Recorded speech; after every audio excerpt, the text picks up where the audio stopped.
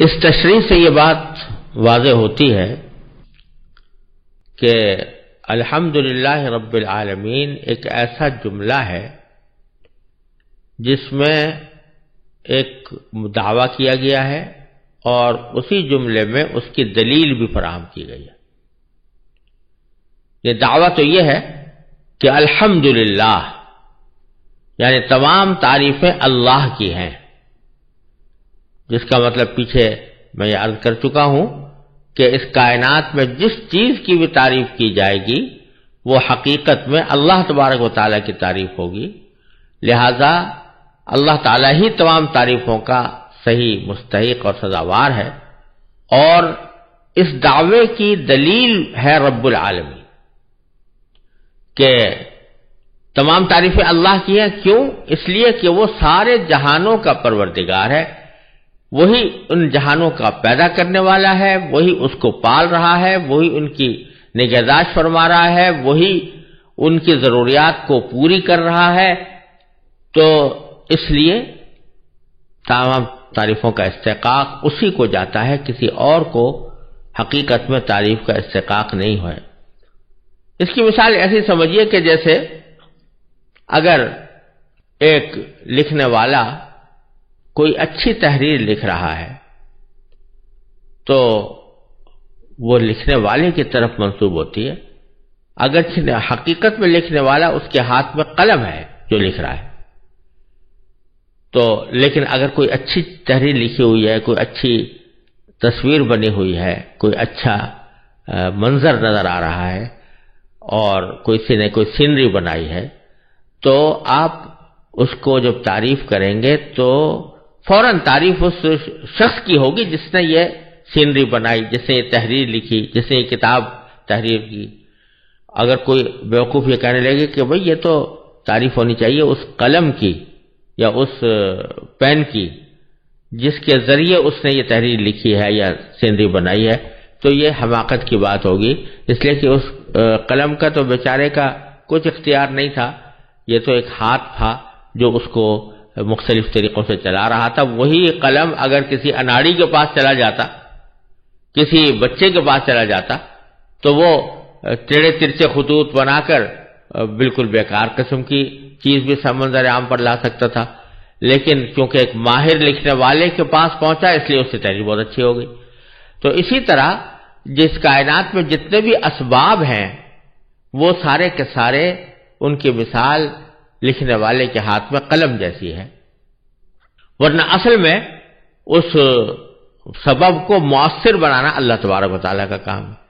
اس لیے یہ دعویٰ جو کیا گیا تھا کہ الحمدللہ تمام تعریفیں اللہ کی ہیں، یہ رب العالمین اس کی دلیل ہے،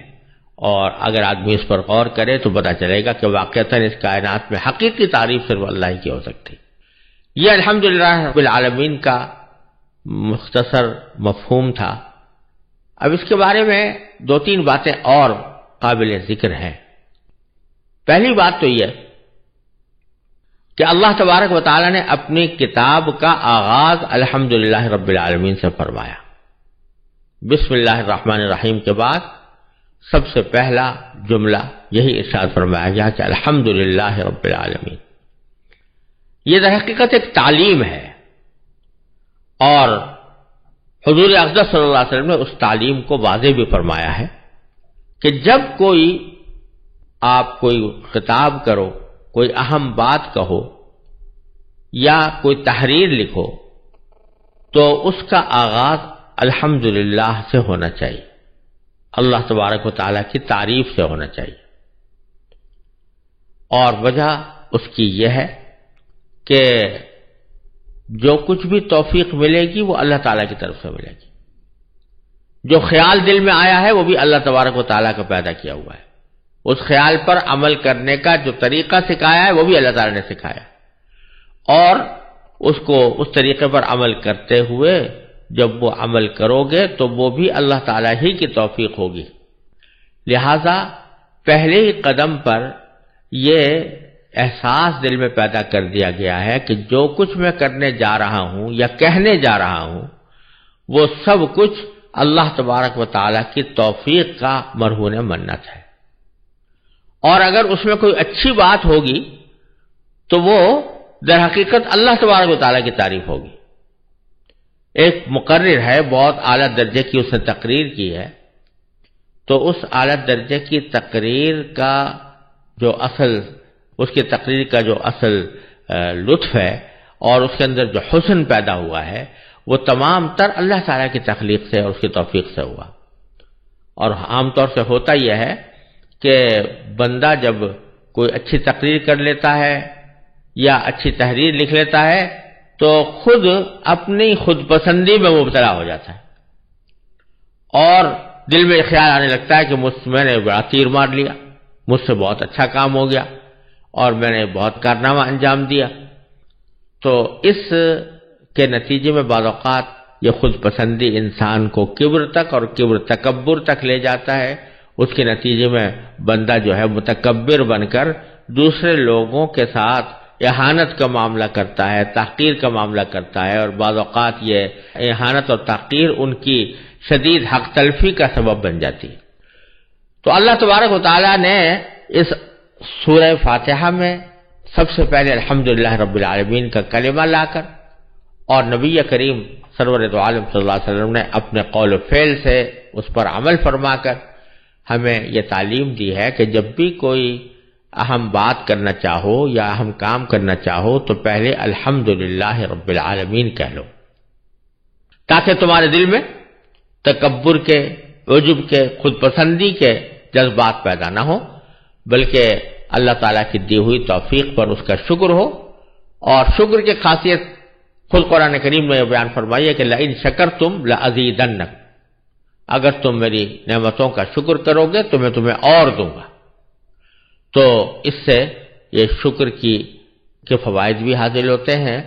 اور یہ تعلیم اس طرح دی گئی ہے کہ اللہ تعالیٰ کا ہر کام پر شکر ادا کرنے کی کوشش کی جائے. دوسری بات یہ ہے کہ اس جملے میں الحمدللہ رب العالمین میں دعا کا طریقہ سکھایا گیا، کیونکہ آپ نے دیکھا کہ یہ سورہ فاتحہ تقریباً تمام تر یہ ایک اہم دعا پر مشتمل ہے، جیسے کہ تفصیل آگے آنے والی ہے. لیکن اس دعا سے پہلے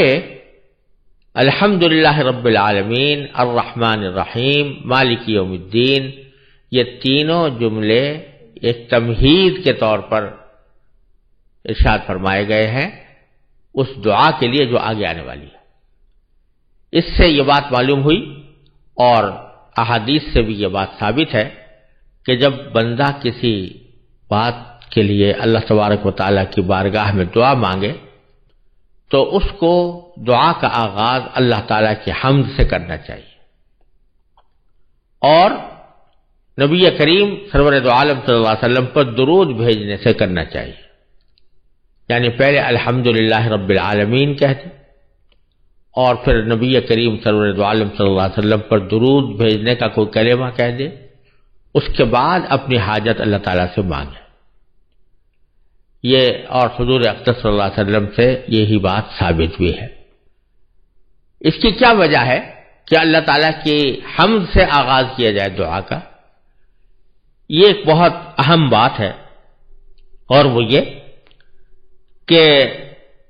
انسان کی کچھ نفسیات اس قسم کی ہے کہ جب اس کو کوئی حاجت پیش آتی ہے یا کوئی تکلیف آتی ہے جس کا وہ ازالہ چاہتا ہے تو اس کے دل و دماغ پر بس وہ اپنی حاجت مسلط ہوتی ہے یا وہ تکلیف مسلط ہوتی ہے جس کا وہ ازالہ چاہ رہا ہے. اس وقت وہ اس بات سے بالکل غافل ہو جاتا ہے کہ عین اسی وقت میں جبکہ مجھے ایک حاجت درپیش ہے، عین اسی وقت میں جبکہ میں ایک تکلیف کا شکار ہوں، اللہ جل جلالہ کی کتنی بے شمار نعمتیں عین اس وقت میں مجھ پر برس رہی ہیں. فرض کرو کسی کو بخار آ گیا تو بس اب وہ بخار کو تو لے کر بیٹھ جائے گا، لیکن اس بات سے غافل ہوگا کہ عین اسی وقت میں میرے جسم کے تمام اعضاء ٹھیک ٹھیک کام کر رہے ہیں، دل صحیح کام کر رہا ہے، جگر صحیح کام کر رہا ہے، آنکھیں میں بینائی موجود ہے، کان میں سننے کی صلاحیت موجود ہے، زبان میں بولنے کی طاقت موجود ہے، ہاتھ پاؤں میں چلنے کی طاقت موجود ہے، یہ ساری نعمتیں اللہ تعالیٰ کی موجود ہیں۔ ایک تھوڑی سی تکلیف آئی ہے کہ بخار آ گیا، لیکن باقی ساری نعمتیں موجود ہیں۔ پھر اس تکلیف میں بھی آدمی کو یہ خیال ہونا چاہیے کہ اس تکلیف کو دور کرنے کے کیا اسباب میرے پاس موجود ہیں۔ اگر کوئی مہربان طبیب ہے، معالج ہے کہ سہولیات میسر ہیں تو وہ ایک نعمت ہے۔ اگر اچھے تیماردار ہیں، تسلی دینے والے ہیں، وہ ایک نعمت ہے۔ دوائیں مناسب موجود ہیں، وہ ایک نعمت ہے۔ تو ان ساری نعمتوں کے اندر ایک تکلیف آئی ہے، تو اگر آدمی براہ راست بس وہ تکلیف تو مانگنا شروع کر دیا، اللہ میرا بخار اتار دیجیے، یا اللہ مجھے تکلیف سے نجات دے دیجیے، یا اللہ مجھے صحت عطا فرما دیجیے، تو اس میں ایک شائبہ اس بات کا ہو سکتا ہے کہ آدمی ناشکری کر رہا ہو اور اپنی تکلیف کو تو لے کر بیٹھ گیا، اور جو ساری نعمتیں جس میں وہ لپٹا ہوا ہے ان کو بھول گیا۔ تو اس لیے تلقین ہمیں یہ کی گئی ہے کہ جب دعا کرنے جاؤ تو پہلے جو موجود نعمتیں ہیں جو ہر وقت تمہیں حاصل ہیں، ان نعمتوں کے اوپر اللہ تعالیٰ کا شکر ادا کرو، الحمدللہ رب العالمین، پہلے ان کا شکر ادا کر لو، تاکہ تمہاری دعا ناشکری پر مشتمل نہ ہو، تمہاری دعا کفران نعمت پر مشتمل نہ ہو، تمہاری دعا جو ہے وہ اللہ تعالیٰ کے ساتھ شکوے اور گلے اور شکایت پر مشتمل نہ ہو، بلکہ کہہ رہے یا اللہ میں آپ کی تعریف کرتا ہوں، میں آپ کا شکریہ ادا کرتا ہوں، کیونکہ آپ نے اپنے فضل و کرم سے مجھ پر بہت نعمتیں عاطف فرمائی ہوئی ہیں، لیکن یہ میری حاجت ہے، اے اللہ اس کو بھی پورا فرما دیجیے۔ اس لیے یہ ادب سکھایا گیا کہ ہر دعا کے شروع میں اللہ تعالیٰ کی حمد کا کوئی کلمہ کہا جائے، الحمدللہ رب العالمین، یا اس کے ہم معنی کوئی اور کلمہ۔